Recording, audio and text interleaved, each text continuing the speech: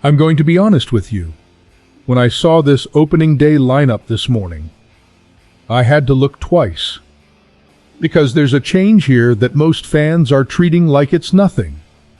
But if you've been following this team closely, you can tell this might change everything about how the Cubs play this season. And the big question now is this good news or a ticking time bomb waiting to explode? Stay with me. Because what's happening behind the scenes is way more interesting than what shows up on the lineup card. Guys, opening day is here. Wrigley Field, Cubs versus Nationals. And the lineup that Craig Counsell sent out today is not the one we were expecting 3 months ago. The biggest change: Alex Bregman at third base. That pushes Matt Shaw to right field.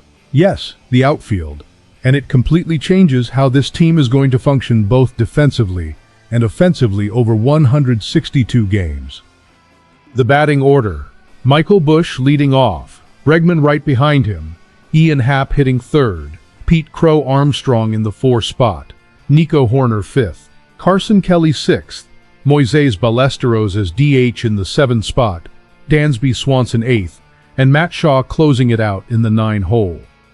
And on the mound, Matthew Boyd, an all-star in 2025, best season of his career, and now opening the 2026 season at the friendly confines, going up against Cade Cavalli, who's back from Tommy John surgery, and also making his first opening day start.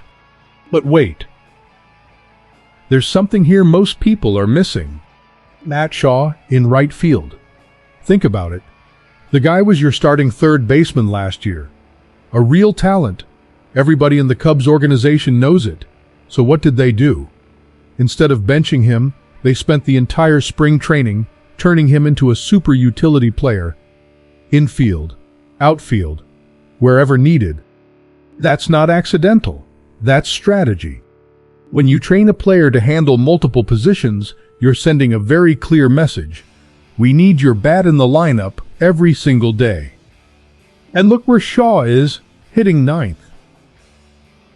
On a good team, the 9 spot isn't for your weakest hitter. It's where you want someone who can turn the lineup over. This Cubs team is not the same as 2 years ago. This team has layers now. You've got veteran experience with Bregman, a World Series player who's felt October pressure. You've got Ian Happ, who knows Wrigley like his own home. Dansby Swanson, the quiet leader of this clubhouse. And then the new generation, PCA, Shaw, Ballesteros, young guys who have already shown they don't back down. Pete Crow Armstrong just signed a long-term extension. He was an all-star in 2025, played for Team USA in the WBC alongside Bregman and Boyd. Those guys have shared a clubhouse in international competition that builds chemistry you can't buy in free agency. And Matthew Boyd is getting the ball, a lefty coming off the best year of his career. That says everything about the trust Counsell has in him. If you've been following this team since spring training, you've probably noticed something. There's a different energy. That feeling of a team that knows what it wants. That's no longer rebuilding. And yeah, I know you've seen the injury report. Suzuki out, Jordan Wicks out, Porter Hodge out, Justin Steele still recovering, Shelby Miller not even playing this year. But here's the interesting part. Even with all that, when you look at this lineup, you don't feel weakness. You feel depth. That's not coincidence. That's management. Let's talk real impact. Bregman changes the hitting dynamics in a way that might not show immediately in the stats, but any fan who understands the game will feel it early. Having him in the 2 spot makes it harder for opposing pitchers to pitch around Busch. And with Happ and PCA behind him, that middle of the order becomes a nightmare. Now the real concern? The bullpen.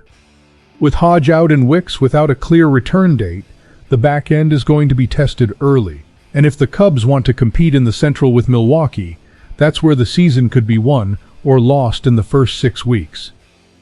Boyd needs to be Boyd. And if he is, the Cubs start 2026 exactly how fans hoped. I'll be honest. When I saw Suzuki on the injured list from day one, it hit me, because we know what he means to this lineup. But then I looked again and thought, this team has answers. Ballesteros at DH isn't a backup plan, it's an opportunity. I think this season is going to be tougher than most people expect because of the injuries. But I also think this team has a high enough ceiling to reach October if things go reasonably well. And opening day at Wrigley, with Boyd on the mound and Bregman in a Cubs uniform for the first time. That's hard not to get emotional about. At the end of the day, this lineup tells us one thing.